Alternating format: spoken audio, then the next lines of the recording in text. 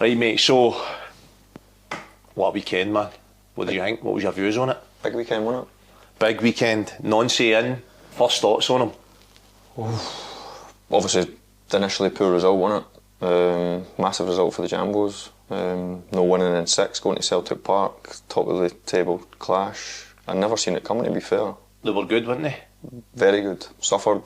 Thought Celtic started really, really well. I know we're going to talk about the big chances, but if you didn't take big chances, you didn't win games of football. I thought, and it might be being putting it out there quite quickly, but I thought if Martin O'Neill was still in charge, I think Celtic win. So do you think that's because of the formation? What do you think is the change? Why do you think that? I just think that edge and that personality, that mentality, obviously I'm not a Celtic fan, but if I had been in the Celtic board, I would have definitely, I know hindsight's a wonderful thing in football, but I definitely would have held fire until after the cup final. Till after the cup final, I was going to ask, how long would you have held? Listen, I think the boy's going to do really well, and we obviously covered him last week. A really exciting way of playing a style, but we've seen someone in Russell Martin lose his job, having a style.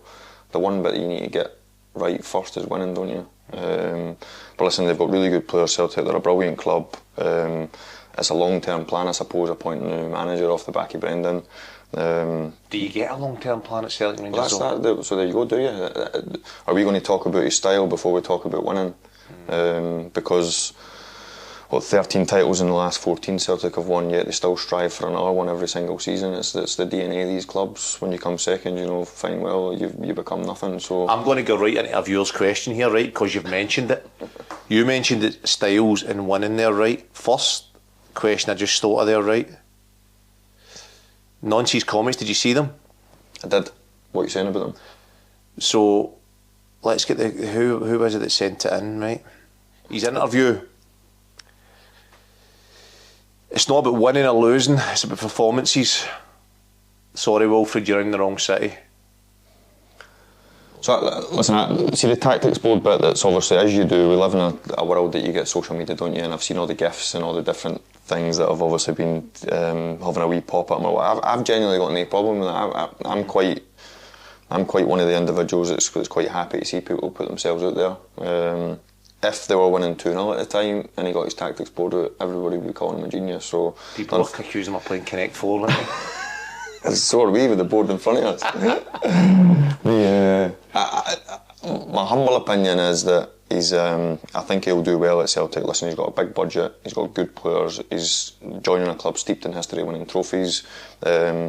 I do think there will be times when they play against better teams, i.e. in Europe, that the way he does play, starting with 3 recognised defenders, I think is catalyst for the type of goal that they conceded. You sensing danger, a reaction. I think the first 20 minutes, half an hour, the Hearts offered nothing. And I think that they nullified that. I didn't think they looked under any pressure. The goals against their own play, wasn't it? Aye, but most teams do, don't you? You've been there obviously with different clubs when you go to Celtic or Rangers, and I'm pretty sure Derek McInnes had plan A, B, C and D, depending if they concede early.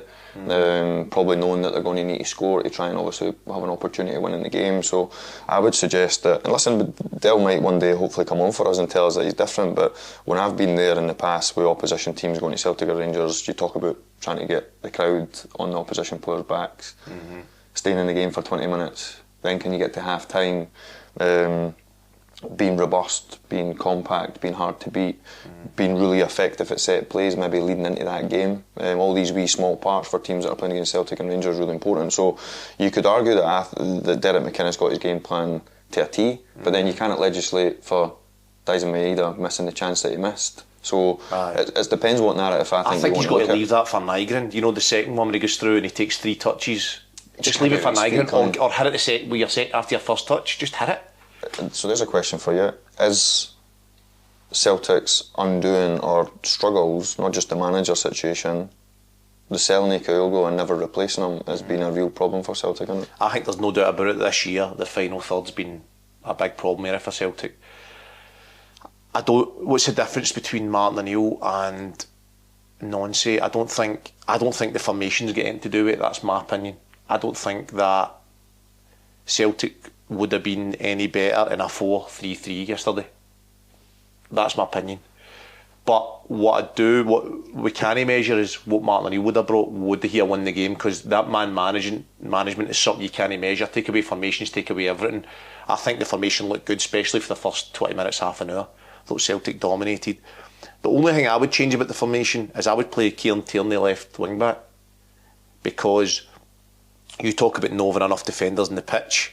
I think that gives you another defender, because then you put another centre back in. And that, I think Kieran Tierney, I know he's a defender, but he was the biggest Celtic threat in the left wing. He put 3 brilliant crosses and he scored the goal. Yeah. I think that suits him much better than delivering balls for sort of inverted, I know it's a centre back, but it's basically an inverted full back area. I don't think that suits him. I've said it before this year. It also allows him a wee bit licence to cheat a wee bit getting back, doesn't it? He's obviously not a spring chicken anymore. I know he's obviously not that old, but he's obviously had his injury problems. He's a brilliant player, but even when you watch him for the national team, he's had that runny games where he's maybe only played 60, 70, 80 minutes and he's come off. There's no doubt about his quality. Maybe in that formation, in that role that you're suggesting, might just allow him to cheat out a wee bit more than having to properly get back into position. Yeah, might just put that wee bit more stress on his body. And when I'm watching the game, I'm thinking, give it to Tierney. Every time he received it in the left wing, he put a ball in. I mean, he set up Engels' chance. Engels has got to score. People say it's a good save. It's straight at the keeper. Anywhere else is a goal. But the balls he put in the box and it culminates him scoring.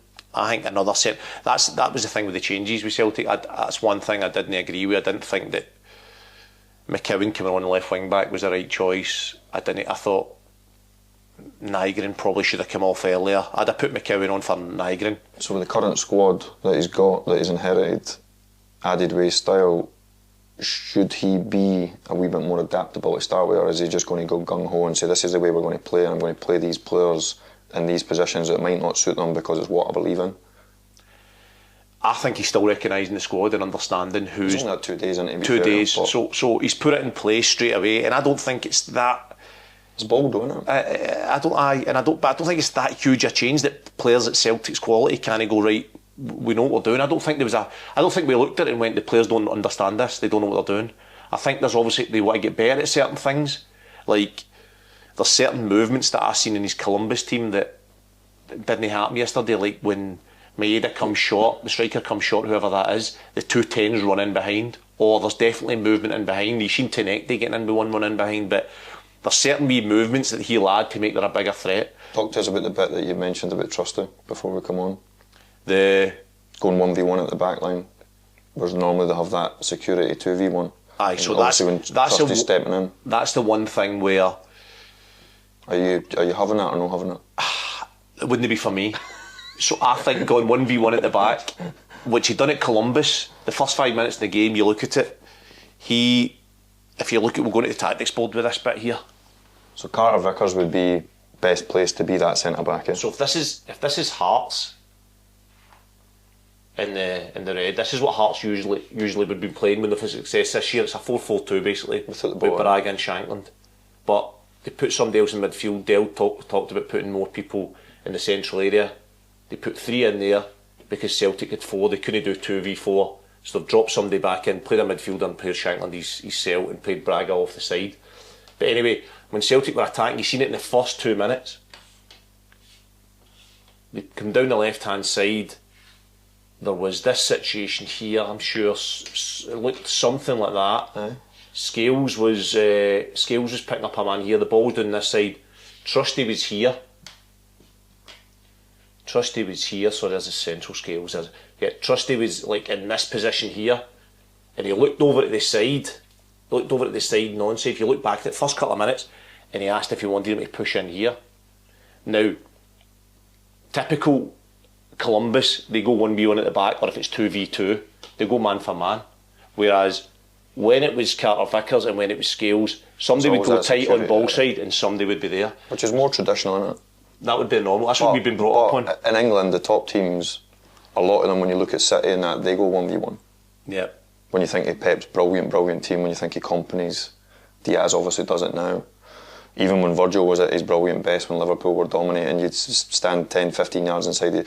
Even Harry Maguire, for a Man United, when you think of the top centre-backs kicking about, would have to go in that type of position. So it'll be interesting to see how that develops, because the one thing you need as a centre-back playing for Celtic, if you're going to play like that, is speed to recover. Yeah. So let's get a couple of clips up here to back this point up, and I think that it's going to be something.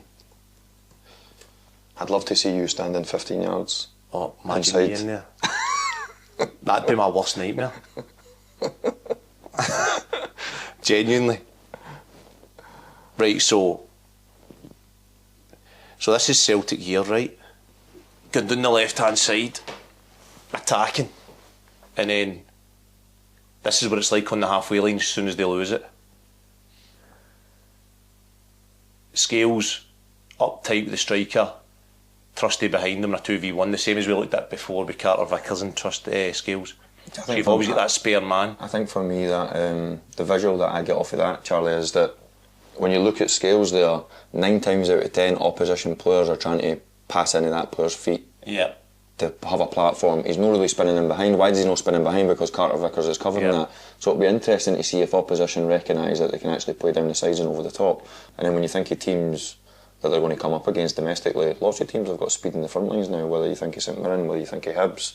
It'll be interesting to see, because I know Trusty can shift, I know Scales can shift, but it's having that. It'll be interesting to see if they go to the market to buy a centre half that's more than capable of like playing 1v1, potentially 10-15 yards inside their own half.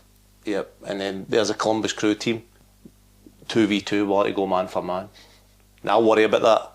Well, you got to worry about it is does he adapt when they play in Europe? Domestically that might be alright. Yeah. Would he go to Ibrox and play like that? I think he will.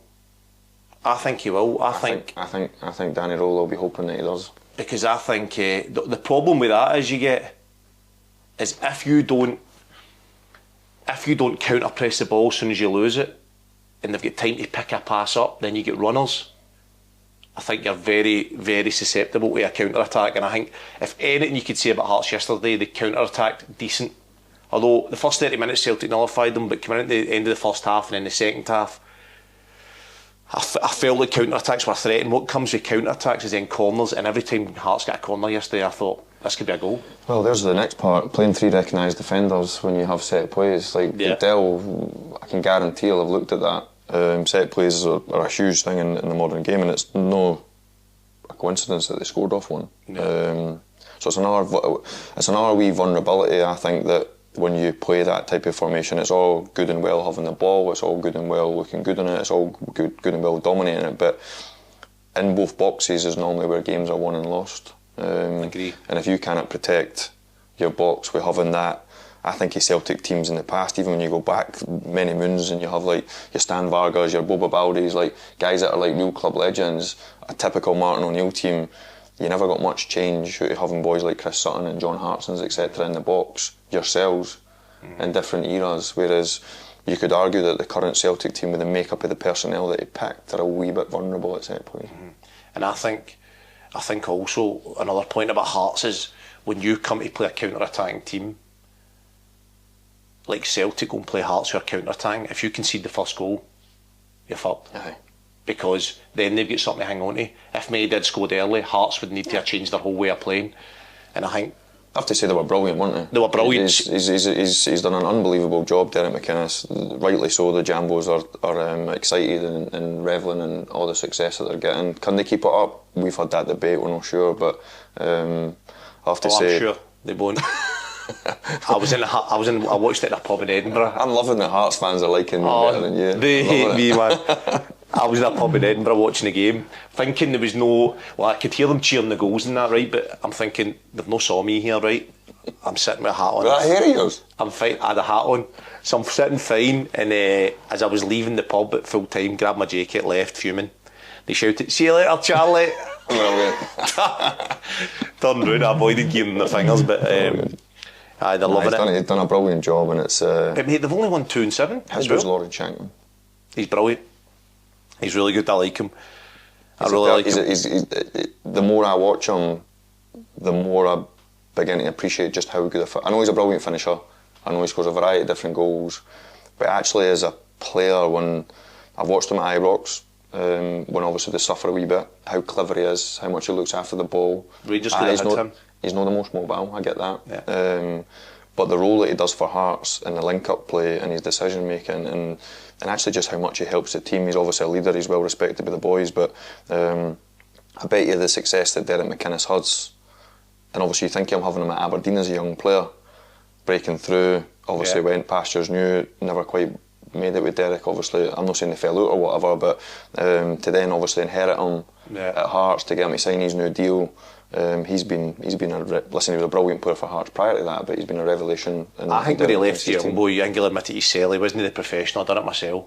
He got let go because he wasn't the same professional. He then went into PT training, didn't he, and played for the United, and he's obviously come back. But when he first got called up for the Scotland squad, I was like, he's a player. And if we talk about the Scotland squad since Steve Clarke's took over, I've been banging the drum. Shankland needs to play. Steve Clarke obviously likes a bit more legs to run and press and be better off the ball, but Shanks is somebody you'd always fancy to score. I mean, Rangers could have had him. Imagine Rangers had him now. To be fair, I thought at one stage, and I've probably been on record saying that the money that they were potentially going to need to pay, the type of deal, the age that he was at, but when you could have potentially had him for nothing, it's and half the wages that probably Chinese on easily. It's obviously just in the job, first defeat, you know, the fishbowl that is the old firm is nonsense under pressure already. So it's funny, mate, right? Because I look at his interview before the game, right? I don't know if you saw it. It was for Celtic TV. He said, "I'm excited.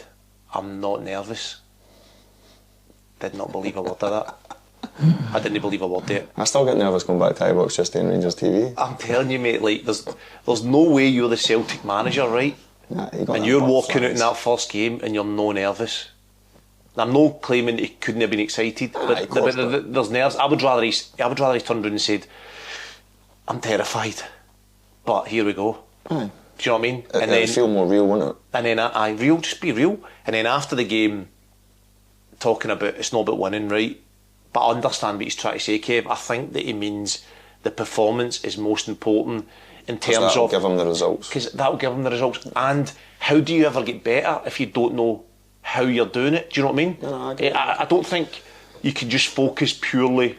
I don't think he's daft. He knows winning's everything, but I think in order to win, you need to focus on the performance. And the performance is bang on in how he sees the game in every aspect: defending, attacking, transitions. He knows they'll win 9 games out of 10. So his focus can't be on let's just win. His focus has got to be on this is how we win, and this gives us the best chance. I just think saying that, he's not read the room there in Glasgow. Saying the words is just, people think, oh, he doesn't care about winning, he just wants to perform well. So that goes back to what we'd said in the previous pod. Would you have kept, I've actually seen it come out in the media, would you have kept Martin O'Neill in some capacity as a sounding board for... See, I'm not being disrespectful, he doesn't know the institution of the club, how big the club is, a brilliant club, you'll understand the magnitude of it, he'll already be feeling the pressure because that's what comes with representing Celtic, but surely to have someone who's just been in there working with the players, not to tell them what to do, because I didn't think Martin would do that. Maybe I'm miles off it, maybe Martin would be, oh, you don't know what you're doing, blah, blah, blah, but I think Martin would have been, for the love of the club that he's got and the appreciation for the fans only wanting the club to do well, I think they've missed a trick not having him there as a... I'm not saying a mentor, because he's obviously a brilliant coach, but just to give him an idea of how he address the media. What does that look like? Where does he go on a day-to-day basis? Because obviously, you know what, like, he's come out and said the comments, he's had the tactics boards, like, when you represent Celtic and you've got arch rivals chasing you and you didn't win a game of football, all these wee things you see all the stuff on social media. I'm not saying he's bored about it, he's maybe not even looking at it, but just to have Martin O'Neill's experience or somebody in that I'm asking regard. what that would look like. So is he coming in and sitting with Nancy every day? Is he on the training field? Where's the confusion with the players go, well, who's gaffer here? Aye, well, I suppose I think that's a hard thing, but I'm just using Martin O'Neill as an example. It could have been somebody else that's got the same type of reputation or the same type of mentorship qualities or just a knowledge of the club and what's expected. I think it would be good to have Martin O'Neill on the board somewhere. I don't know where. I just think he's got Sean's, he's got Mick's, he's got all these guys behind the scenes that I'm sure have been reiterating. I'm just thinking that, like, he's obviously not got off to a particularly good start when it comes to results. Got a big European game coming up. Like, you know better than anyone the pressure that follows when you don't win games of football, Rangers or Celtic. I just think having somebody, he was obviously in the pipeline for a wee while, to have somebody there, just to go back to like Stephen, the profile that Stephen was having Walter there, you know, rest his soul, at the end of the phone, have him in the training centre. Your dogs are outside tied up. I knew we would get some interference. I just think they've missed a trick, mate, really. And he'll already know everything about Celtic. I totally understand that.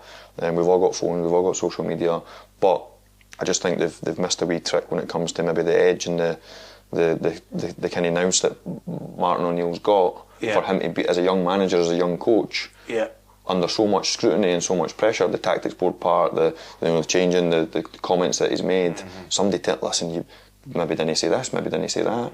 I know they'll have social media people, etc., and media officers, but sometimes managers go in and say the media officers are no strong enough and big enough and have the biggest personality to tell a manager know what to say. I just think they've maybe missed a wee trick there. I think in terms of, so I think a lot of Celtic fans will be wondering, should Martin O'Neill have stayed in charge as well?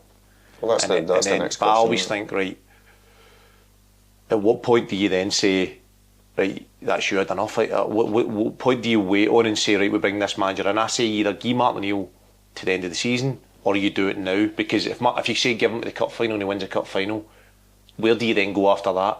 The longer Martin O'Neill went to winning games, the more pressure you're putting on Nancy, and I think that's why the fans are all of a sudden going, right, I mean, that wee tactics board's getting brought into play.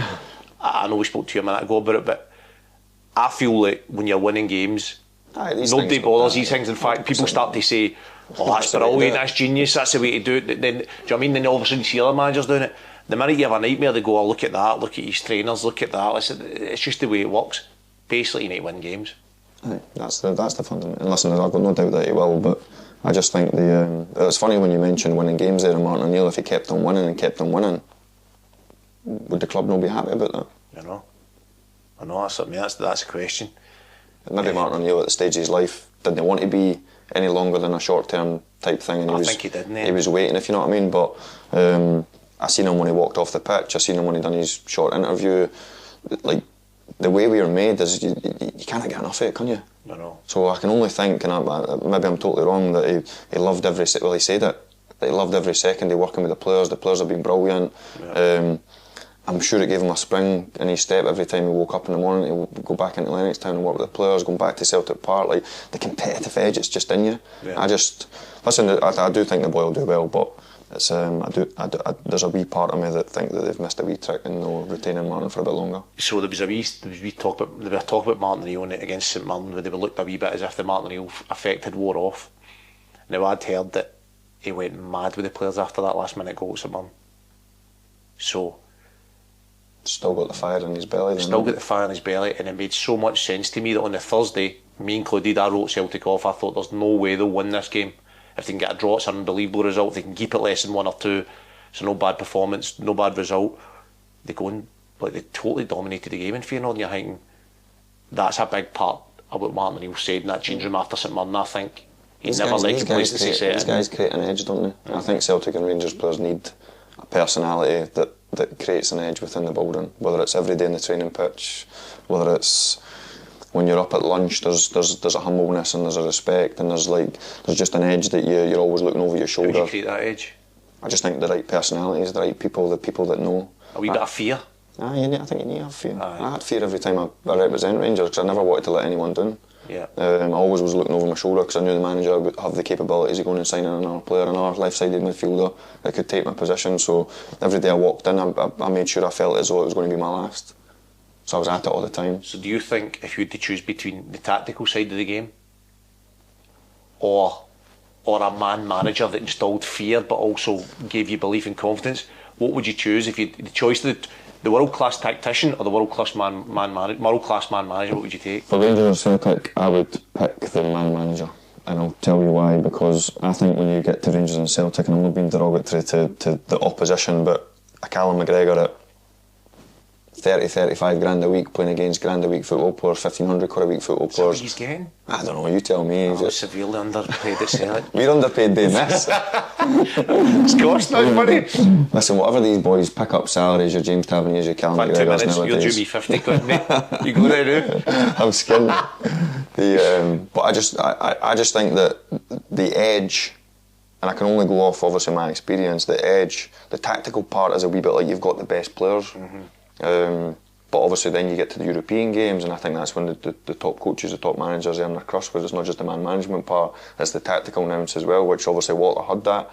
That's where he really stepped onto the training pitch, whereas domestically for us it was the tempo in training, it was the cutthroat nature, like you competing against me to get my position, to getting in the team, to staying in the team, stuff that you'll have lived. That spills out, doesn't it, training sometimes? It's amazing. Yeah. Like people talk about fights, like we had fights in training all the time. Whether it was Kenny Miller, whether it was Magic Beguera, whether it was Barry, whether it was Marcel, like we Nachos, like there was always an edge that was like just ready to burn over. But I think that edge creates the right tempo in training, and I think you can notice a team, an old firm team that trains hard every day, that's really at it. The boys are fit, they're aggressive. Mate, I wouldn't be known, as you know, as like a dirty player, right? But you're talking about having the edge in training. I can remember having some seriously no so nice thoughts in training about my teammates, like, and then after it feeling like, I remember what, to kick them? I remember thinking I'm going to break his leg. I'm not joking, right? Well, because they were annoying you? Because he not training properly? No, he like, shouldered me in training when I was off balance, right? Said the ankle was, and he started jumping about getting all that, right? And my head I just seen red, mate. And I'm not joking, the thoughts I had, see sitting at lunch after it, do you know how guilty I felt? I had to go to him and say, like... Nah, that's a sign of a good team, mate. You won the fires. Yeah, ended up nailing him, like a bad one, and everybody was like, whoa, and I was like, but I chased him, mate. It showed me how little he got in the ball in a possession drill, because I just followed him for the next 10 minutes. I was like, he doesn't get the ball. And then he got it and I nailed him. But then after it... Scotty was like that, wasn't he? Mate, that's what... You need that. Because see, at the same time, seeing a match day, you stand next to somebody in the tunnel and you go, I wanted him to be in my team. That's what our team had in abundance, I felt. And I do, and it's, listen, the game's changed. I'm no a dinosaur when it comes to stuff like that, and I've certainly not got no problem with Nancy having his tactic boards at the side and his style. And it doesn't mean he's not a bad manager, man manager. And I'm excited about it, to see how he's going to develop it. Do you know what I mean? Because we're football fans, aren't we? We love seeing different things. I'm not so sure I want to see them winning all the time, but I'm definitely, when it comes to tactical stuff and the stuff that we're obviously going to discuss, it's I'm intrigued to see how he's going to implement it going forward. He might message us after this and want this next week. He's still on the side of the park like that. Players can't see it. It was small, like. Did you see the picture of him looking at it and Dale McInnes like, peeking through his shoulder like a wee... It's mad, like, I still remember Brendan, and there'll probably be somebody before, and I no doubt somebody will probably comment on it. I still remember Brendan with his notepad. Aye. So notepads used to be a thing. Yeah. Nobody used to have notepads. Well, I never used to have a notepad. But then all of a sudden, like, I remember seeing Gordon had a notepad. When I was, Tony Mowbray never had a notepad. Like, Bobby Williamson never had a notepad. Like, some of the managers I worked under. But then Brendan used to always have nice fancy pen, nice wee notepad, and he would write his notes. He took a wee bit of stick for it, you remember? Well, aye, so people used to say, what's he writing in that? To me, I think his style's exciting. It's hide behind the sofa stuff. Domestically, I think he'll be able to implement it, and his recruitment's going to be interesting moving forward. But for me, off the back of a European game is probably where we'll get a good understanding of if it's going to work. Do you think in European games wing backs will be full backs? I think so. I think they'll be a bit more rigid. But listen, he might know. Like, you think of Hearts suffering a wee bit, yet when Hearts go and play against Falkirk at home, maybe. Listen, John McGlynn's doing a brilliant job. Maybe I've picked the wrong team to use, but probably Hearts at home against anyone else out with the Old Firm, they probably have more of the ball. Whereas they've maybe went to Celtic Park, so Dell's had to adjust. Exactly, mate. But and exactly that point, Hearts played Kilmarnock during the week, and they had most of the ball. Then you go to Celtic Park and you have... And they'd less chances. I know. They'd less chances. Kilmarnock had the better chances. Kilmarnock probably on chances alone should have won the game. But Hearts dominate the ball. That tells you that having possession doesn't necessarily mean you're a threat. It doesn't suit. And I think that suits Hearts. And that's the exact reason why I think they won't win the league. Because they can't... They can't handle the pressure in possession. They're not as good if they have to be the team that's in the ascendancy forcing it. And teams at times, they can't be home to Kilmarnock and accept not having possession. So I think that it actually suits them, that game against Celtic. 2 games against Celtic. I don't disagree. It suits them. So European game Thursday, Cup final Sunday, European game to a domestic game. Does he change his style? No, I don't think he changes the back three. I don't think he changes his style. I think he maybe in the European game goes full-backs. I think if you look at it right, Tenekte and Yang are wingers. Yang worked hard yesterday but I don't think either of them looked like creating in the final third. Whereas Kieran Tierney, who you would say is a more defensive player, was Celtic's biggest threat on the left-hand side. He scored the goal, puts three brilliant balls in the box. Everybody else kept hitting the first man or getting it blocked. I know Hearts were brilliant at getting bodies in the box. Sometimes it was 9 men in the box for Hearts, and they defended it really well. I just think that they maybe go full-backs in the wide areas. I worry about the St Mirren game because if there's a team out there, I know they've not been in great form, they won at the weekend, but they've not been great. If there's a team out there that's... the ball turns over, isn't they? That's the thing. So see that man for man, Celtic with 2v2, and I worry about... powerful in the front areas. I worry about them breaking away against Celtic. And if Celtic don't score, the longer you go without scoring, the more the team get a lift. And the animosity becomes a wee bit... They become a threat, they get a couple of set pieces. Fans get a wee bit touchy. Yeah. So I think it's a big week ahead and he'll be feeling the pressure. 100% feeling it. Brilliant opportunity though. You just get the job. 2 days, the other game you get beat.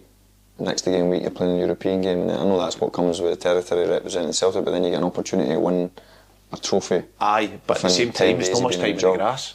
Well, I know, and then the flip of that is, from a Celtic perspective, if they didn't win the cup, it's a bad start, isn't it? So I suppose it's a lot of pressure, isn't it? But listen, that comes with the territory. It's everybody would revel in that pressure if you had the opportunity to manage Celtic. So it's great opportunity for them. Wanting to go and back up the final result, albeit different management, and then try and get their hands on the first. There's a couple of wee things that I think he'll be looking at as well. Fee's Columbus Crew team is a thing that when you think about what's he going to work on and how's he going to develop, what I noticed a pattern is a lot of the time the striker comes towards the ball and the 2 10s running behind. So I think you're going to see much more movement like that. I think a couple of times Maida came and there was no runs, and you could see that's something that he wants, striker to come and for his Columbus team running behind. Cause I think even Rangers, I look at Rangers and think they don't have enough movement in behind. It's probably the one thing that Rangers have done a bit better under Danny Rohl is a wee bit more support in Miovski. Ball going forward a wee bit quicker. Aye. I always think if the ball goes forward quicker when you've got forward players, they're a wee bit more willing to run. Yeah. And if they make the movements and then it's like a wee bit more patience and a wee bit more poke and prod and then it doesn't come forward, like I think he's playing with Kenny Miller. And he wanted it forward all the time. And then like even if like you played with like attacking type midfielders, whether it be a Steve Davis coming in off the right, a Pedro Mendes, a Barry, like it had to go through 1 and 2 touch. No pass to Davy Weir to get it back, to lend it out to Sasha Papax to get it back, to then go forward. And sometimes a wee square 5-10 yard pass creates that wee angle to play forward. But I certainly think when it comes to Rangers' perspective that the ball certainly went forward quicker. So did you see Dundee United Rangers game? Aye. What was your thoughts on that? Just obviously before we just said that, we're like, does it end up being a good point? Just obviously what then materialises next, which is mad to think the mentality, they're getting obviously the late equaliser, 2-1 down. I thought Rangers they've not been creating.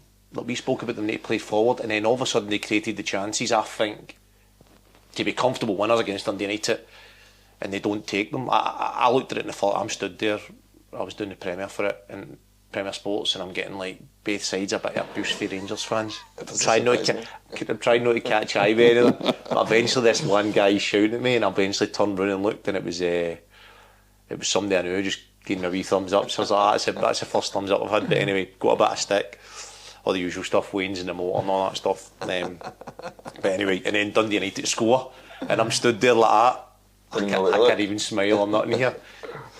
But I felt that Rangers created a lot more chances than they usually do, right? But I just feel like Jigger and Fernandes, I feel they're missing Suter, they're missing Cornelius. I think that partnership, I think, I don't know, growing up as a centre, I was growing up obviously as a football player, not having much pace, right? And then going back to centre back, I couldn't rely on my pace. And I feel like that first goal for Dundee United was a classic example of Fernandes growing up quick and letting his pace get him out of a lot of trouble, and he get caught short. I think that if he'd done a bit of organising in front of him if Jigger had even covered over. I think there's a few different things that could have happened there. I've got it here in a... I know when we looked at that clip and obviously the space, don't you? Like obviously where the referee is, which obviously will show. I think the hard part for me, Charlie, is when you recognise this. So they're going obviously like, you could say man for man at the back, 3v3. If you're a midfielder at Rangers and you step on to counter press and to lock on to your midfielder that's in front of you, and that gap becomes really big, yeah, and you didn't make contact with the ball, and I go back to like... So you're talking about Barron here? So all the players that are in front of the back line, right? Because obviously I'm always a catalyst for thinking that your front boys are the catalyst for your press. If they didn't go and the distances between the three units are not tight enough, it's so hard to lock on, especially when you play against decent teams. Plus you can play against a team that play long. Yeah. So if you play against a team that didn't try and pass and try and not play through your pressure and it goes forward early, it's quite hard to lock on. Mm-hmm. You're almost stretching in you to try and get a toe in or try and block that forward here, pass. Rangers, Dundee United in the ball on the right hand side. Look how tight Fernandes is with Sapsford. Right? I think as a centre back who had to rely on my organisation skills to allow myself to have a bit of distance to be deeper or to be able to read the game, personally I'd have done this. I would have deepened. I would have brought Raskin over to stand on the toes of Sapford. That means Sapford can't receive it to his feet, and I've covered the space behind. I think your other option is if I'm Jigger, is he has to close the gap between his other centre half. He's far too reliant on men. I think in this instance he needs to be there. He's got to be over, hasn't he? He's got to slide. Tavernier's got to come over and leave the furthest away man. I always think like the outside people that are looking across the picture should always be the most vocal because they're looking across that line. Yeah. Especially when obviously James Tavernier's the captain. But I think Rangers, and we spoke a wee bit last week before we went on the pod, that there's loads of different scenarios of getting yellow cards. You can get unlucky, and I think like I go back to when Russell Martin first spoke on Monday Night Football. I was really fascinated with talking about like what would you do different in your Southampton team, and he spoke about doing the dark arts a bit better, getting the ball, stopping play, cute fouls, being a wee bit more streetwise. I would suggest that this Rangers team could take a leaf out of that book. I think Fernandes could have fouled him there then. So, could foul. Yep. And when you play at this level, these split seconds that like a lot of people don't appreciate, if you end up too tight and you play against somebody that's just as fast as you or quicker, and like you've just showed if he's no deepening, if whoever doesn't get to the ball and doesn't make contact and that ball goes in that space, you're done. Yeah. Yeah, if that ball gets blocked or somebody makes contact there and the ball doesn't go forward, we're not talking about how tight he was. So it's all these wee thin lines. And I think again, when you've been a defender that's relied on his pace, you don't think about fouling. See if that's me that's caught in that scenario right there that we're looking at. I know I need to foul. Aye. Because I know the majority of players I'm not catching there. You, without being disrespectful to Fernandes, you wouldn't be in there. No. You wouldn't have got caught in there. No chance. That's not blowing smoke up your backside. You would have already deepened. But Kev, there's a reason why I wouldn't be caught in there, right? Because I'd be too scared to get caught. Aye, that's 100%. I'd put somebody in front of his feet. I'd tell him to shut his left shoulder. Raskin. I played with Davy Weir, Charlie, and Davy Weir never got caught for speed. In European games, against flying machines, whether it be Thierry Henry or whether it be domestically. No, why? Because he was so cute and clever with his positional sense. Technically, maybe not the most wonderful football player, but when it comes to like talking and organising and reading the game and just deepening and putting himself in a position that he would never get exposed, he was unbelievable. Well, mate, that's basically what I'm trying to say. So if you look at some of the best defenders, when I think of some of the best defenders that I looked up to in recent times, Chiellini and Bonucci. Now they played England in the Euros final, and the whole chat before the game was how are they going to deal with the pace of Saka, Sterling, whoever else England have got that are really quick. And I was like, they won't get caught. No. And I watched the game. And not once, if you remember Chiellini get beat with Saka at some point and he grabbed his, do you remember he grabbed his jersey and pulled him back? Get booked, held his hands up. But these guys were just always in positions where you don't get caught because for a young age, you don't have that pace, you don't have the luxury of getting out it. And then the next part of this is, again, because I've not done that simple stuff we spoke about, they end up in this scenario. Now, Fernandes' run back to goal for me is like somebody that thinks they're quick and they'll catch Sapsford. Sapsford didn't realise how fast Sapsford is. He's got to take these last touches, brilliant, isn't it? Last touch, as you would tell any kid, any person playing, get across your marker. Yeah. give him a decision. As soon as you get in the box, make it really difficult for your opponent. It's a brilliant finish. It's a great finish, mate, right? But see, at this point, right, you've made all the mistakes which can happen. Jigger and Fernandes. I think now Jigger's got to go, what's the biggest danger here? The ball. The ball. Go and defend. How can you let a guy run straight towards your keeper? Aye. You've got to get across.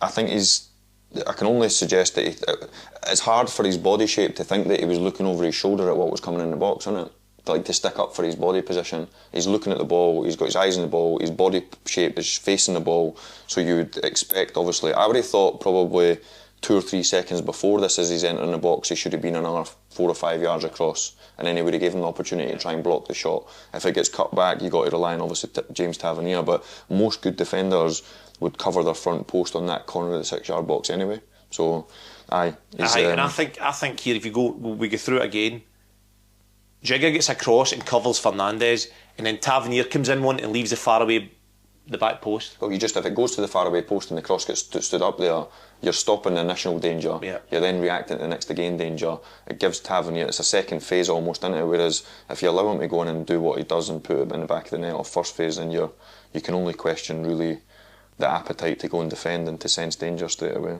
I just think that, and then I'm standing there. It goes back to, it doesn't happen if they're just a bit cuter and cleverer. It goes back to that Russell Martin part. It goes back to that, I asked obviously Dave for the stats, didn't I, about the yellow cards to see where Rangers were on the list, because I always felt that when I watch Rangers, I'm not asking them to run and kick people, I'm not asking them to fly into tackles, because you didn't get away with it nowadays, and I'm not saying that sometimes you can get a yellow card for something daft, like a decision, and you have a wee bit of argument with the referee and you get one for dissent or whatever. So there's loads of factors in that to just say that Rangers are down near the bottom of the disciplinary record. That's why they didn't make as many tackles. But I do think it's a part within Rangers' game, the makeup of the players that they've got.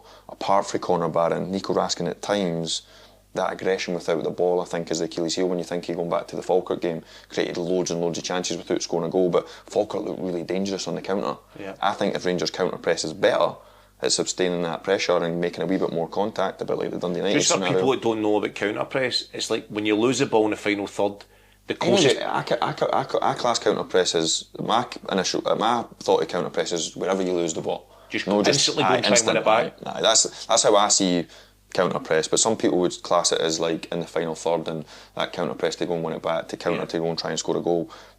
My vision of kind of counter press, Charlie, for me personally, is that can happen anywhere on the pitch. Yeah. It might then not result in you then going forward, it might result in you winning it back, counter pressing on the edge of your own box and then going back to your goalkeeper and settling down and then building and you getting into position again and telling what's in front of you to settle down because it's been a bit mad for 5 minutes. But I think my thought of kind of pressing, counter pressing is the same type of thing really, that your reaction when the ball. And I think if you're a possession based team and you don't counter press, you need to then foul. Otherwise, you'll just constantly concede counter attacks. And I think that game at Dundee United, Tannadice, I stood and watched it and thought, I don't obviously see Rangers live. I'm not exactly a season ticket holder at Ibrox, but to watch it live, I thought that's just a big game of basketball. I've never seen so many counter attacks. It was mad how it worked. But normally, a game like that, a basketball type game, I used to mention that basketball game at Kelly all the time, because in League 2 it normally is like that. It's a bit like a hot tatty, so we obviously wanted a bit of control, but normally an old firm team I think would prefer a game of basketball, because they would back themselves to have better technical players, a bit more mobile, a bit more streetwise, more quality obviously, but I actually think Rangers, if they go and score the goals and they get their early lead, but a game of basketball, I'm not so sure. They had real total control against Dundee United at Ibrox only a few weeks back, and in the second half when Dundee United made it into a game of basketball and were a wee bit less rigid, a wee bit less compact, and it become a wee bit more open-ended, it probably suited Dundee United a bit more. Yeah, I think you're right. The basketball turns into a 50-50 and you'd imagine the better quality players are going to win that. But Rangers had the better chances in the game. They just, Sharmiti, I felt from when his name get called for the Rohl to come in, you almost hear the grunts for the fans like, oh my God, here we fucking go. He felt that, because I felt that as a player. You run when you come on, he gets a header for 6 yards, and if he doesn't shut his eyes, it's a goal. It's a brilliant ball, isn't it? I know, and I was trying to describe confidence, like you obviously felt it when you're feeling like Sharmiti's feeling right now. That ball's coming like a paintball. you know what I mean, and it's the size of a paintball and the speed of a paintball. You see everything slower, don't you? I call it the blinkers. If I used to play with the blinkers on and I never had that vision and that sharp alert brain, I felt as though I'd need to take an extra touch, people would nick the ball off you, you'd look cumbersome and trying to get it back. It's like midfield a lot. Whereas if your brain was working all the time, I just feel Shermitty, like, there's obviously a good player in there, but the chances that he's missing, he could be on big numbers already with the chances that he's missed. Like semi-final, that header. Semi-final was a big guy. And obviously these are games that, while other teams are faltering, Hearts have went through a wee bit of a sticky patch. These are games that you go up to Tannadice and you get 3 points. Off the back, you're already going to somewhere like Easter Road and getting 3 points. It builds so much momentum, doesn't it? Then the confidence comes, a bit of swagger comes. It's amazing that all these things, these wee fine margins, if they go against you, can be so difficult to try and turn, and then if they go for you. I know. What about Tavernier getting hooked? I'm surprised at that. Well, I don't know if he's so robust as an individual, and he plays every minute, every game, really. So he did go through a spell where obviously Russell Martin left him out, didn't he? I don't know Tav that well. I think he's a brilliant player. His numbers are unbelievable. He's obviously getting to the different age of his career now. He's certainly not over the hill by any stretch of imagination like me and you, but he's it's an interesting one, because I think Tav is a brilliant player, but like any brilliant player, eventually the young ones come up behind you, or a new signing comes in and somebody pushes you at the door, not at the door, but like pushes you at the team. It's a big call for Danny Rohl to bring him off, to then leave him out, and obviously then the team, albeit turned up a lot of chances against Kilmarnock, I think they rode their luck, but scored good goals, 3-0 away from home at a pitch that's been difficult for Rangers in the past. When I even go back to when I've done a lot of media, when I think of Eamon Brophy scoring goals, that was in a Steven Gerrard team. Like Friday night, like that Kilmarnock team, Steve Clark team used to give Rangers a real torrid time. So a good result. Miloski turned up. Another clean sheet, obviously, which is important. 4 clean sheets in the last 6. So it tells you that he's doing something right, Danny Rohl. But I certainly think for Russell Martin moving to Danny, that I think he's been a wee bit more adaptable in playing players in their strengths rather than trying to get them to play in a certain style. I think the ball goes forward a bit quicker. I think Miloski, some of these players have not played that much football that a lot of people don't appreciate, which I'm not making excuses for them. What was Miloski's? So I think he's only played like 3 or 4 games in a bounce. Obviously Girona, when he was obviously abroad, he like the rotation, always in the team. So I think like the last time he played like 4 or 5 games in the bounce was when he was at Aberdeen. But we can see that, can't you? He's getting fitter, isn't he? I thought even the 2 finishes, but you could tell he was sharp in the mind there, the way he's towed that one and then he's dragged one through. I think it's Thompson's legs. Mikey Moore, a young lad, and listen, I've been an advocate to say that, like, only in a club perspective, because I love the club. I've worked in the academy. When you're an academy coach, you always think the blueprint of the club is the academy, so much expenditure in it. Bringing a young 17-year-old for Spurs when there's loads of young 17, 18-year-olds in the training centre is just a personal annoyance for nothing to do with Mikey Moore being a brilliant talent and helping the team, which I think he is. But initially I was a wee bit like why do Rangers continue to do this? Like, where's the homegrown ones? Where's the opportunities for the academy boys? But he's a bit the same, young lad moving from home, only turned 18 when he first joined Rangers. He's coming onto a game, he's looking fitter, he's looking sharper.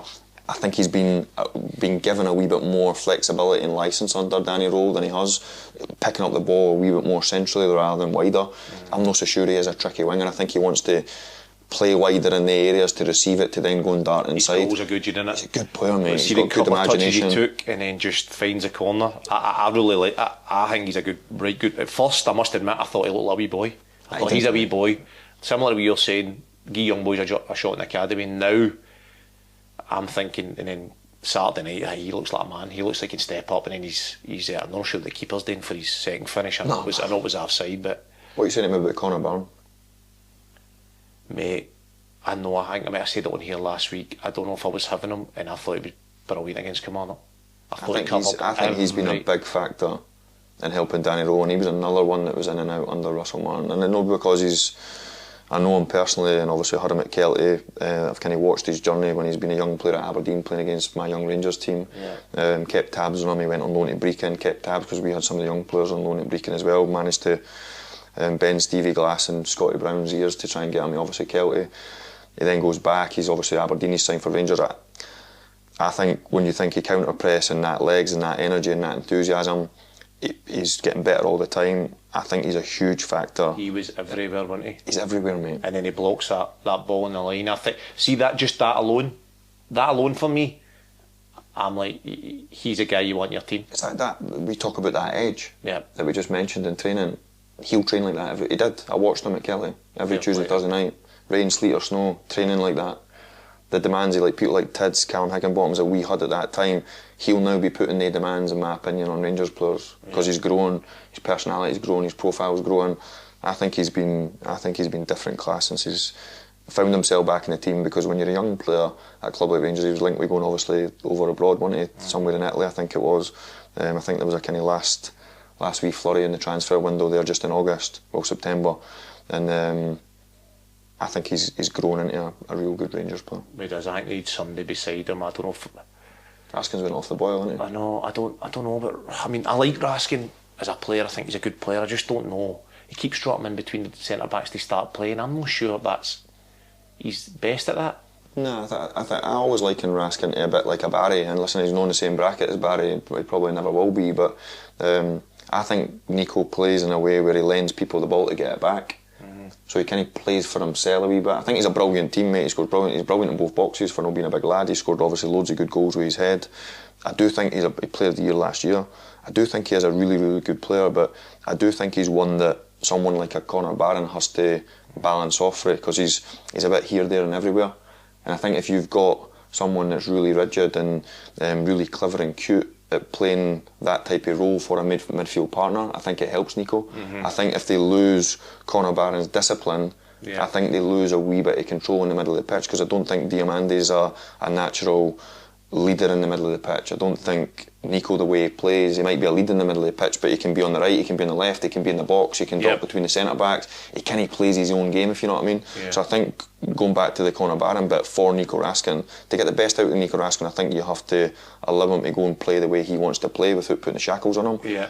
But you also have to have people like Connor Barron in a team having the understanding that will hold the centre of the pitch. That this is what he does. Because I do think if you lose the middle of the pitch, or you lose the presence in the middle of the pitch, which at times Diamandi and Raskin can vacate, it leaves Connor Barron a wee bit vulnerable. So it puts a big onus on the type of role that he has to do for the team. Going back to Mikey Moore, Mikey Moore's second goal that was called for a free kick, do you think it was a foul?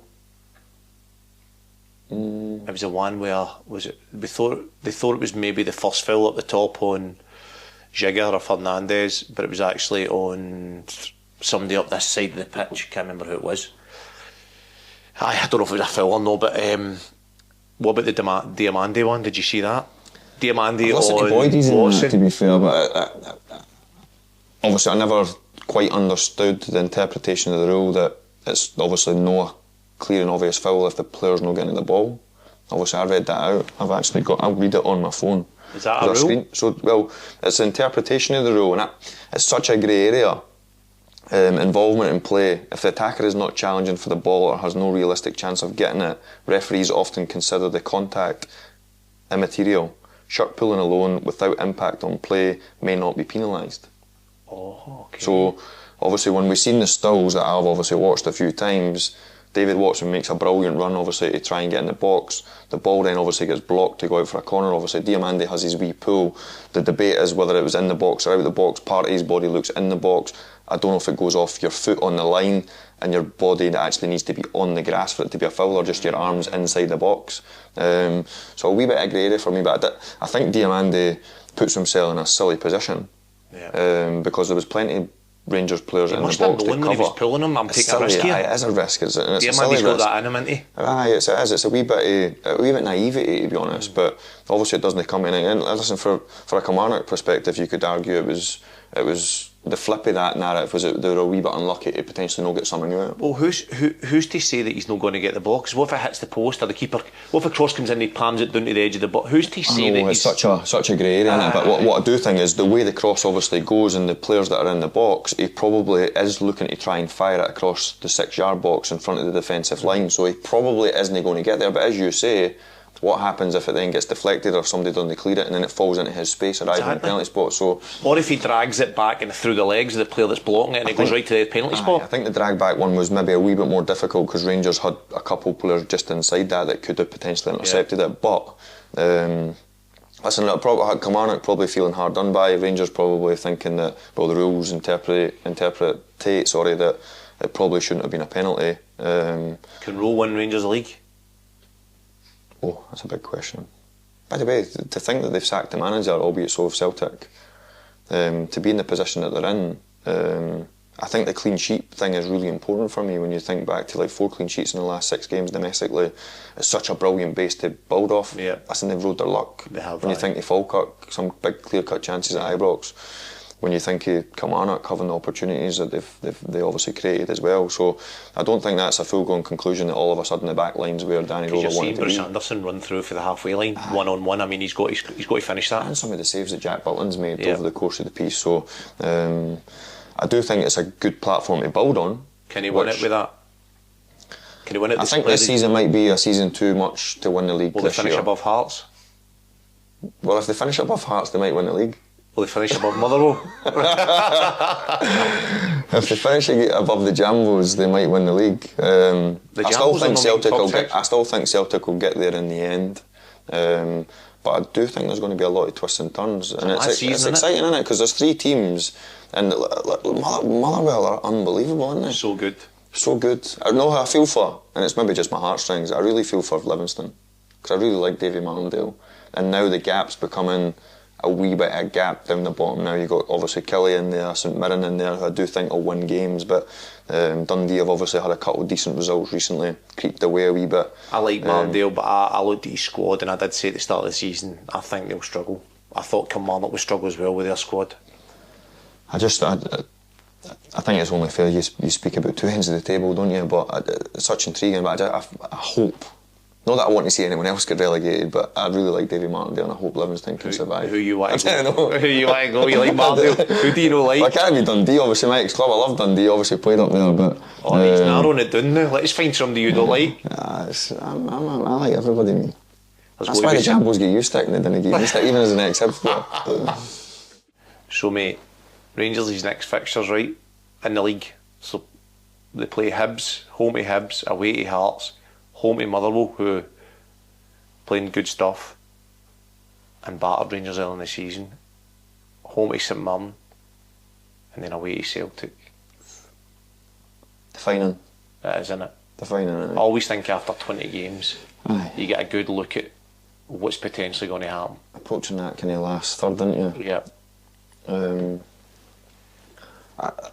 I suppose it's just my mentality, really. I look at that and think, what an opportunity.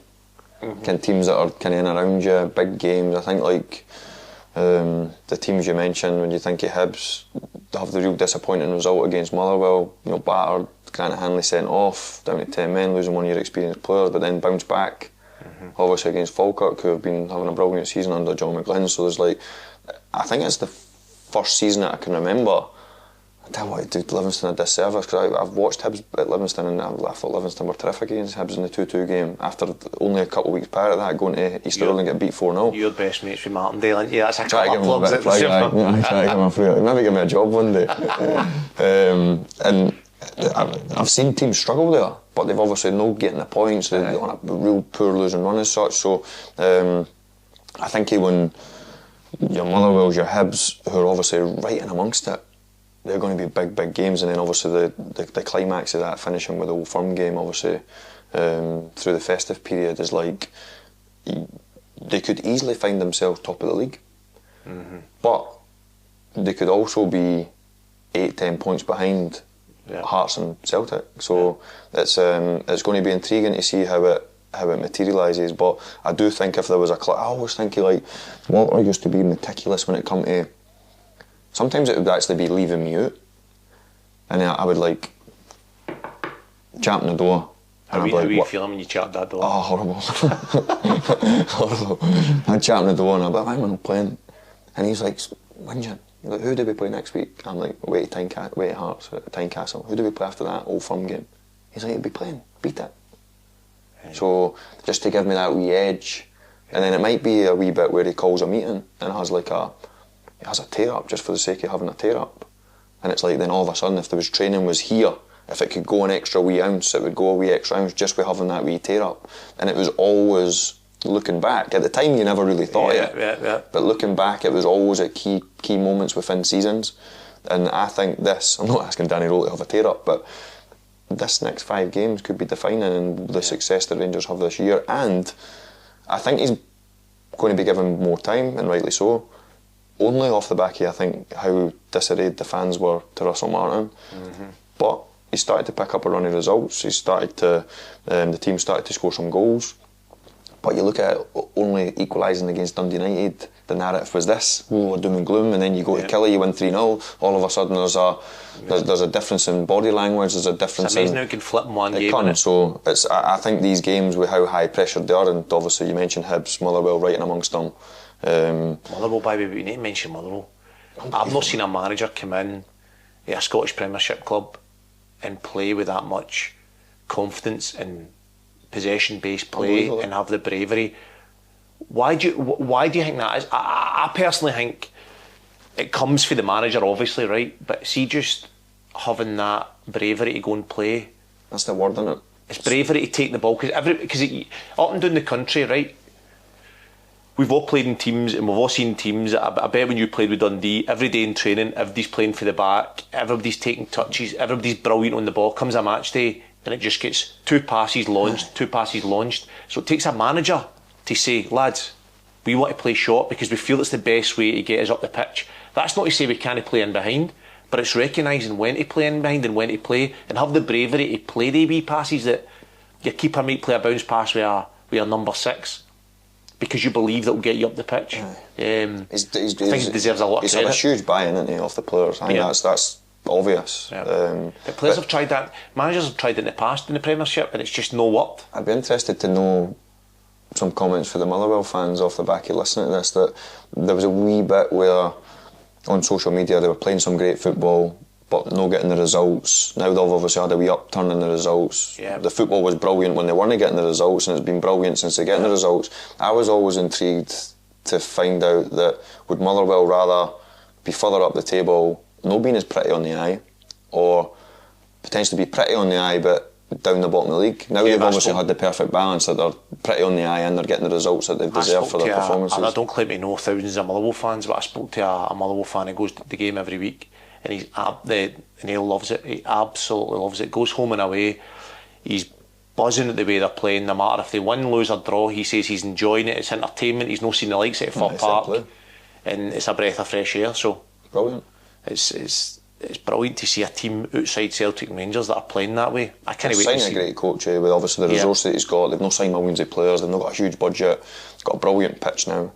I think back to being we were younger when we played. You went to Motherwell, it used to have green sand on it, but now the groundsman done it. But I think, I didn't quote me on his name, but the groundsman used to be at Rangers. He used to do the training centre at Rangers. He's now or he was. I don't know if he's since been away or does a different job now. But I think back to not so good a pitch, but now the brand of football they're playing, added with a brilliant pitch, real passionate fans, and they're getting the results that they now deserve for their performances. And probably the performances prior to that, they weren't quite getting the results. It'll be interesting to see if they can maintain it, because with the data and the footage that opposition managers now get, if you go and play against a Motherwell team now, you're probably thinking about being hard to beat and allowing them to have possession in certain areas of the pitch to try and counter on them and try and maybe soak them up the pitch a wee bit and maybe allow them to have it in certain areas rather than going chasing it and let them pop you off. So it'll be interesting to see if the results can continue for them playing in that style. That's interesting, because this year I've watched them they've drew 8 games, so they've drew a lot of games. They've only been beat twice, but I think a lot of the times they've struggled to score. They'll batter teams with 65% possession and not put them to bed. I mean, they played Dundee at the start of the season. I think they might have been 1-0 up at half time, if they were even 1-0 up, and they came out the second half, ended up drawing the games. A lot of that happened. They were 3-0 up at Tynecastle at one point, drew 3 each.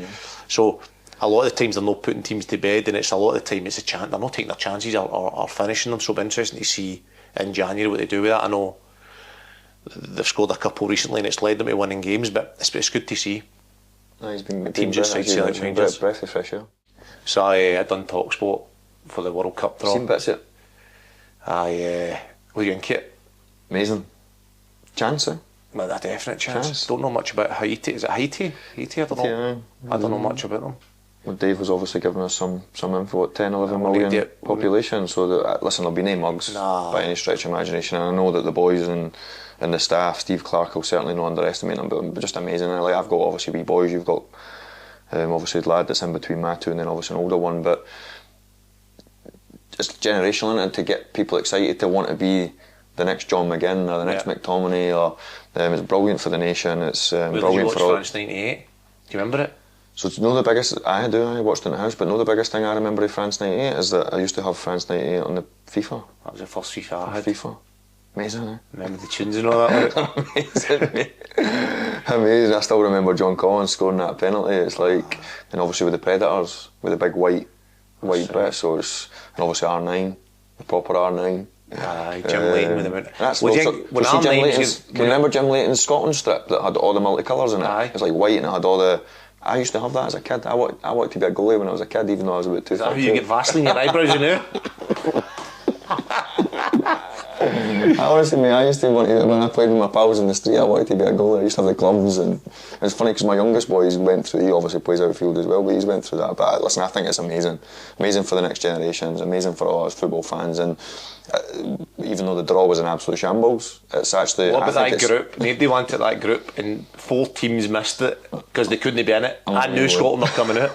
Unbelievable. But I think obviously Morocco, when I was at Coventry as a young boy, they had like Mustafa Hadji, Youssef Chipo, who played in the last World Cup. Who played in the last World Cup, aye. So obviously Gordon Strachan's Coventry team. So, and like I was only 41 now. I was 14, 15 year old then when I was going down to Coventry, and I was watching these guys perform, and I wanted to be them. So it goes back to that generational thing for our kids growing up, and the Scottish kids, the next talents coming through that are looking at the nights at Hampden, albeit probably rode their luck, but just an amazing occasion. And then the next part is obviously getting to the tournament itself, and then seeing how the boys do. But listen, I fancy them. How far do you think we can go? I certainly think they can get out of the group, and then you're obviously the permutations of who you can get is. But you were mentioning that it's not just the top 2. You can actually qualify even finishing in third. Top 3. I don't know the amount. The amount of top 3, but there is quite a lot. I think for the amount of football that's getting played, there's not a lot of teams getting eliminated. So there's 72 group games, and in the last World Cup there was 64 games in total. That was all the way up to including the final. So it shows you I think there's like 102. Somebody will probably pull me up in the exact numbers, but I think there's about 102 games, so it's going to be loads of football. I think Scotland, we can hope for the last 16. I think that's a big get through the group and get a big beat a team and get to the last 16. That's what I'm hoping. But I think it's amazing that we're. I think because they're one-off games, when you think of the personnel that the boy, I think the good thing, and I mean this in the best respect to Steve Clark, is he's got a team that can suffer a bit. Yeah. But he's also got a personnel that they can score goals for nothing, which is a great attribute to having a team. So like at times you were maybe, when you go back to like a Faddy, you were maybe like had one player on the pitch that had a bit of magic. I think Scotland have got a host of players now that have got a bit of magic, whether it be a Kenny McLean, whether it be a John McGinn using his power, hitting a long strike, whether it be a Kieran Tierney playing a wonderful ball, Doak, whether it be Scott McTominay scoring the goal that he scored. So I actually think they've got at least a few players that can be differences in matches. I think that could be a huge attribute. McTominay's the one for me. I think he's got that desire, he's a Rolls Royce, world class sort of mentality that he'll score. You just always feel like he'll score. These boys playing at the big clubs, albeit some playing in Europe now, but the boys that are obviously playing in the Premier League down south, they're used to the big games, the big build-ups. They're all good players. You know what I mean? So I think they'll relish.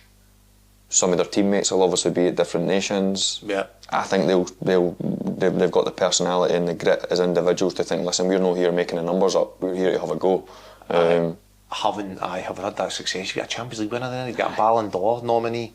When's the last time Scotland had that? And I think that with that behind them and thinking it potentially could be some of their last World Cups, you just never know, do you? Like with Scotland's history in qualifying. It is an ageing group, isn't it? When you think of some of the stars that we've just mentioned there. But then you've got your Billy Gilmores, your McTominay's still at a good age, but when you start to think of like your Andy Robertsons and your Kieran Tierney's international, you've obviously, no long ago we just had Callum McGregor obviously retire.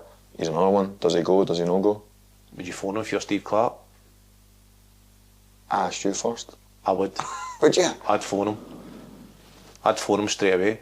What about Harvey Barnes? I'd have him in straight away. I'd have phoned him now. I just watched him live through the week there against Spurs. He was not very good. Was he not? But he is obviously a good player. But he's got pace. He's got pace. Would you take Callum McGregor? I'd take Callum McGregor, aye. Well, I'd make the call to Callum McGregor and I would say, would you come along? There's no guarantee you'll play, but to add to the squad, we'd like to have you. I don't know the dynamics are, what he brings to the squad. There's no doubt his leadership and his quality is there for everybody to see in Callum, but surely he's a better player than some of the fringe players that are there. I'm right in saying that Scotty done the same, didn't he? He did. And then in retirement, come back for Gordon, was it? For Gordon, and we won a few games in a row at the time. So listen, it can be done obviously, but I just think obviously the world that we live in with the kind of retiring and then all of a sudden getting to the tournament. If didn't get to the tournament, would he come out of retirement? Would he know? So as you say, it's like, listen, we're just going off. We're talking without knowing what he brings to the dynamic of that squad. I think that's what it depends on. Only Steve will know that. If he adds to dynamics and he can play a part, I think it's a no-brainer. But Steve Clarke will know the squad better than MD, and I'm sure he'll. Well, you think of the games like a game going that way where you're 1-0 up and you're protecting the lead and you need a bit of composure on the ball, a bit of class, and making the right decisions. There's no doubt that Callum can bring that. But then you've got to think of like people like Billy Gilmore's, etc., who are the next generation, who potentially bring the same type of role, if you know what I mean, at the party. So I would love to be in the position to get an opportunity to go to a tournament like that if I was still playing, but there'll be a lot of animosity, I suppose, for a lot of the boys, because the big hitters are already know they're going. Yeah. But actually you could probably argue that there's half a dozen different places up for grabs when you think of ins and outs in the last, say, half a dozen squads or whatever. There's probably the fringe player, the goalkeeper situation. Does Bowie go? Kieran Bowie at Hibs? I think he's been brilliant, mate, but I think because he's young he can be inconsistent. I think the European thing gave them a wee bit of a hangover almost for Hibs, dealing with the big expectations, the big nights, the big sellout crowds. The performances they put on were terrific. I thought they were superb. They represented the club in a brilliant manner.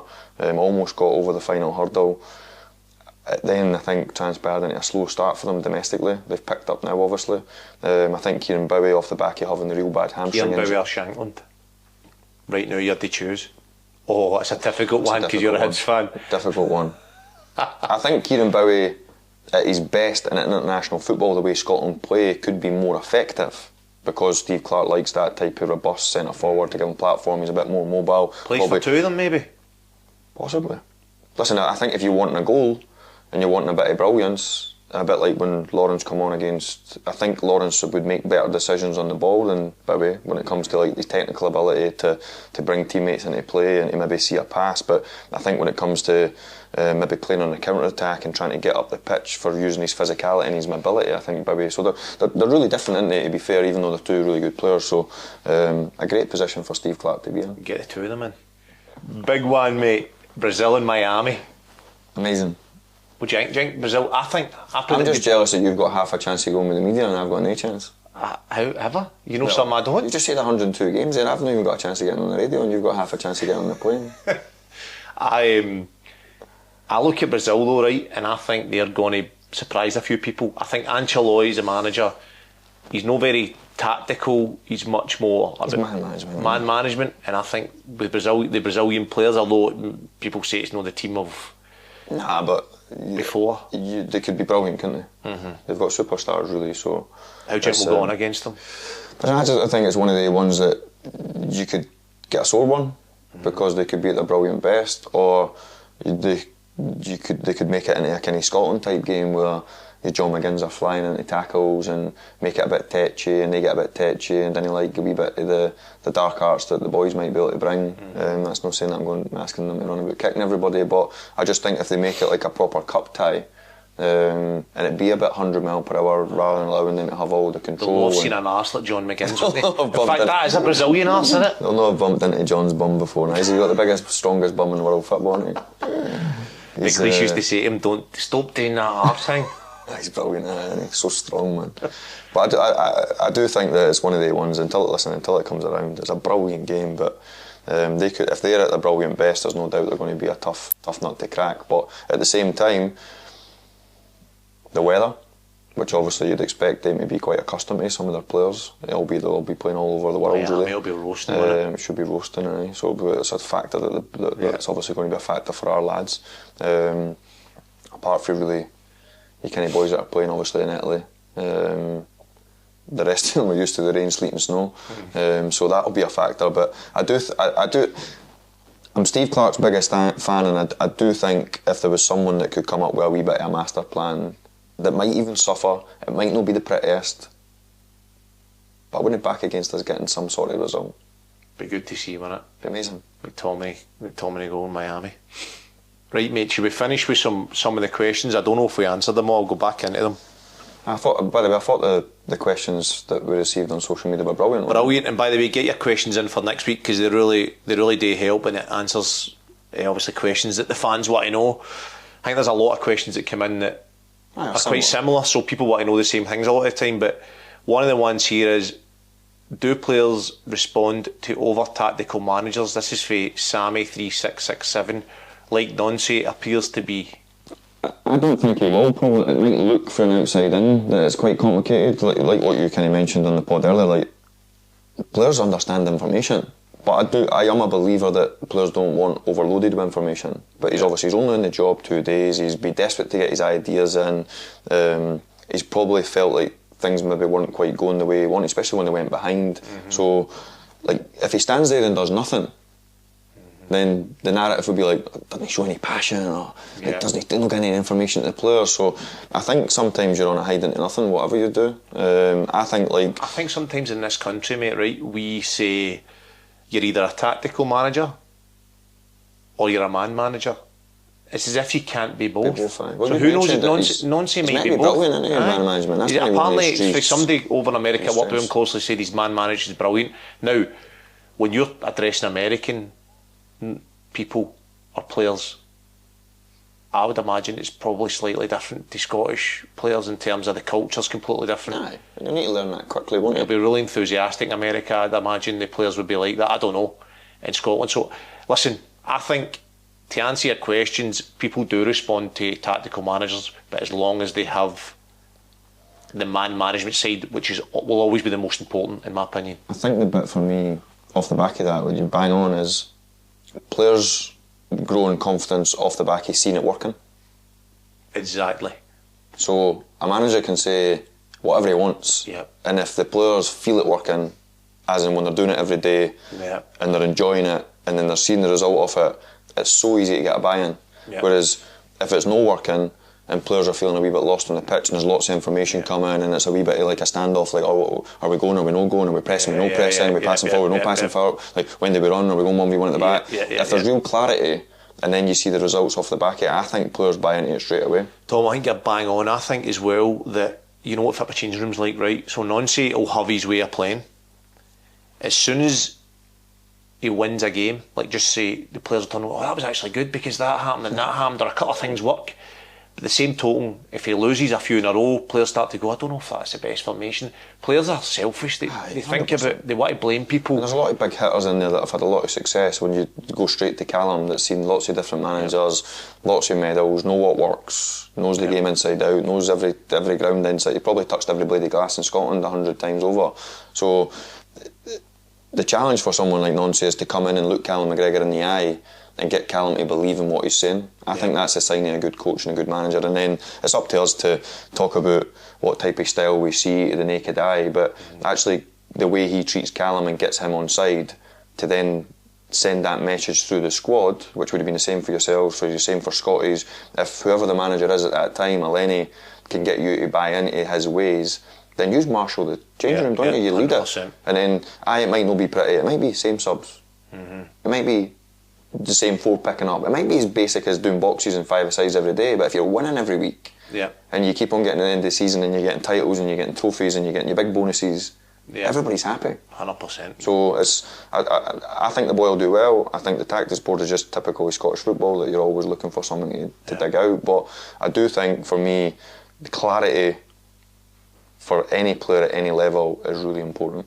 So another question is, surely insane to change the system with only a few days to play. I think did we cover that by saying, like, I think he has to come with system, because when do you come with? He's never got much time to. I don't think he's, for 2 days on the pitch, it'll not look the way he wants it to look, obviously. Yeah.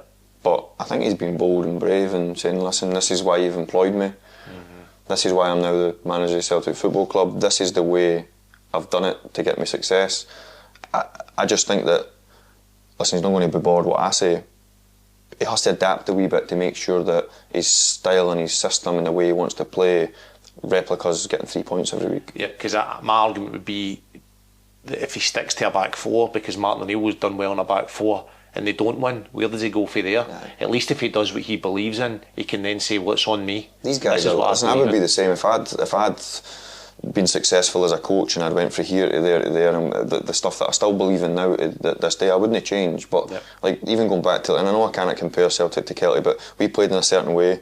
If I'd got another job, I would have tried to have played in the same type of way. I would have wanted to try and dominate the ball. I would have wanted to try and score goals. I would have been hard to beat. You play in a cup when you're a lower league team, you adapt things, because you then all of a sudden play against. So I think the biggest thing is, domestically, Celtic will always have predominantly the best players. So your style becomes quite an easy thing to interact. If you're good at it and you can preach it and you can plan it every day, you get the players to buy into it. The flip for Celtic is, Celtic fans expect them to win the Champions League. Yeah. They expect them to win every game, pre-season games, Champions League games, the same as Rangers. So his Achilles heel will be if he's not quite got the players to put his perfect game plan in place when they play against teams that are better than them. Like it, mate. Right, so thanks for the questions. Don't forget to like and subscribe. Get your questions in for next week, whether you're a Motherwell fan, Aberdeen fan, Hearts fan, Hibs Dundee fan, Hibs fan. Tom wants to talk about Hibs. Or a Livingston fan, big Martindale fan. Get your questions in. We'd like to answer the questions and hopefully give you a wee bit of insight.